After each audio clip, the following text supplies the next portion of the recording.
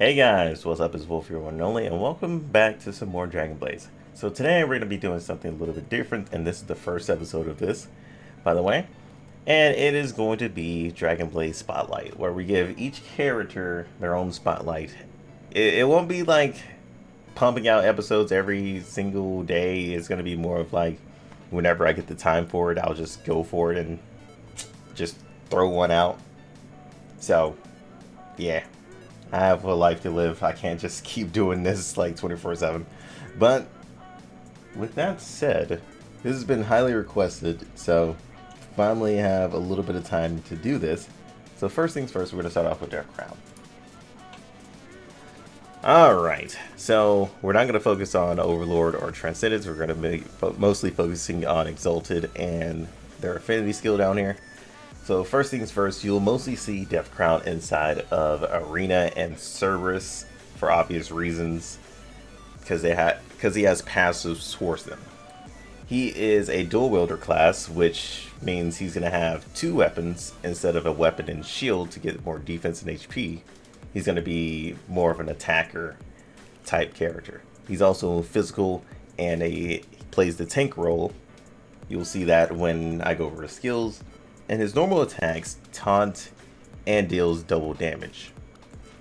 So he'll be hitting a little bit harder while taking aggro. His first skill is a single target attack with a stun and defense down. His second skill is a buff removal and a mark of death, which pretty much makes all enemies attack him. And he also deals additional damage to those enemies that are marked. And those enemies that are marked cannot use death or revival passives or skills. His third skill is a skill that makes him fully immune to all attacks, and all attacks of the enemy are focused on him. All damage received will be thrown back at an enemy, and this cannot miss as well. That enemy hit also receives fixed damage as well, and it cannot be revived. Alright, time to move on to passives. So, his first passive is that he can't be insta-killed by insta-kill skills.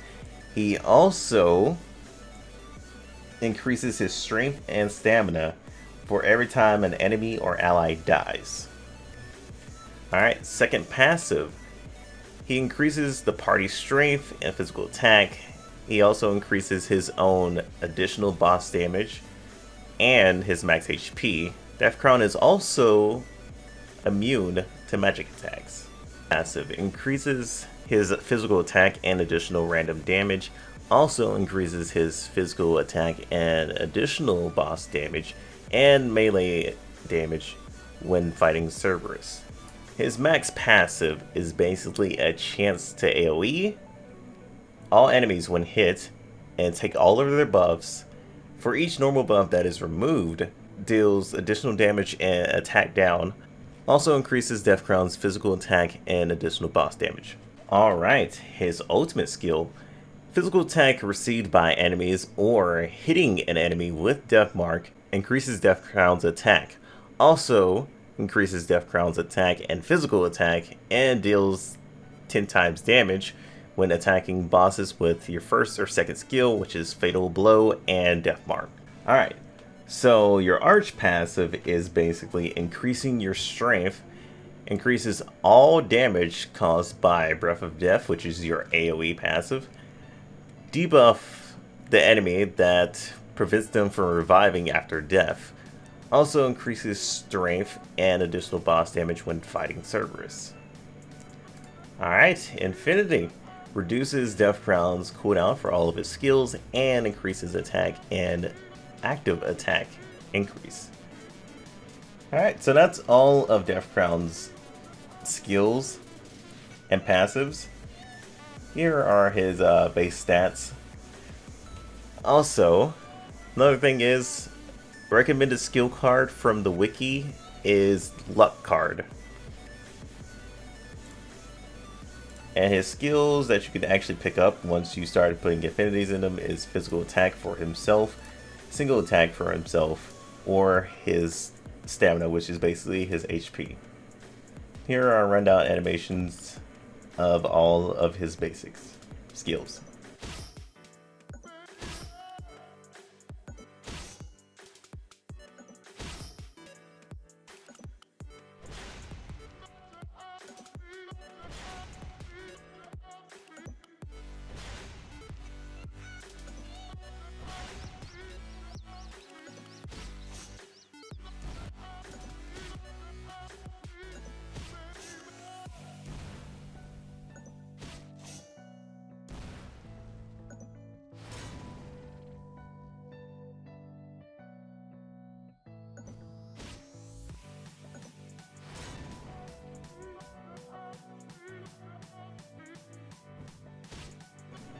And that does it for our character spotlight on Deathcrown.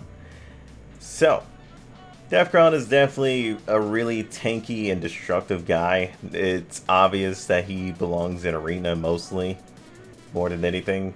And you'll see him now and then, but most people don't really know about his skills or anything because not a lot of people go through all their time to look at every last character, just because a lot of their skills are like really long to read.